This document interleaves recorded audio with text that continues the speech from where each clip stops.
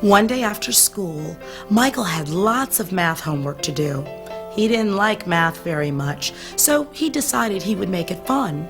He would use the special star pencils he got for his birthday. However, when he went to get them out of his desk, he discovered that they weren't there. He looked all through his desk and just about everywhere in his room. Then he thought that he might have left them in the kitchen.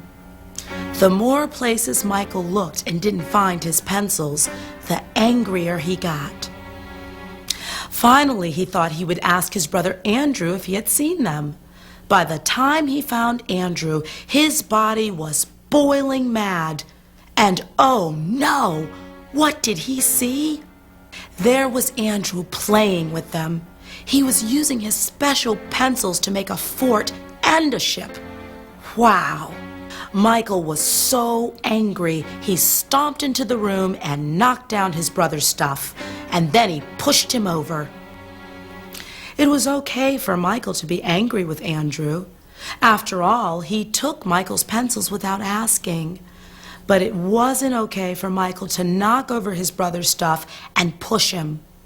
Worst of all, the way Michael handled his anger didn't help him get his pencils back. His mother yelled at him for pushing Andrew, and she took away the pencils until Michael could calm down. And that made Michael even madder. Michael was so boiling mad that his brain couldn't think of a way to solve the problem, and his feet and hands just went ahead and kicked and pushed before he could even think. So what else could Michael have done about his angry feelings? How could he have cooled off enough to think of a better way? Well, when Michael first saw his brother using his star pencils, instead of attacking, he could stop so he could think. And a good way to stop is to freeze. Freezing cools things off in a hurry. Do you know how to freeze? You just stand still and don't move anything. Not a foot, not an arm, not your lips, just like in the game of statue. Next, you let yourself thaw out a little and think. Think of yourself as an icicle. Think about the anger slowly dripping off you like drops of water. Now you let yourself breathe. Take some deep breaths and let them out slowly, and that will help a little more of the anger drip away. By this time, you should be cooled off enough to think what would be a good way to solve the situation without hurting anything or anybody. This might sound like it would take a long time, but let's see Michael do the whole thing, and you can see that it only takes a few seconds, and no one even needs to notice what you are doing.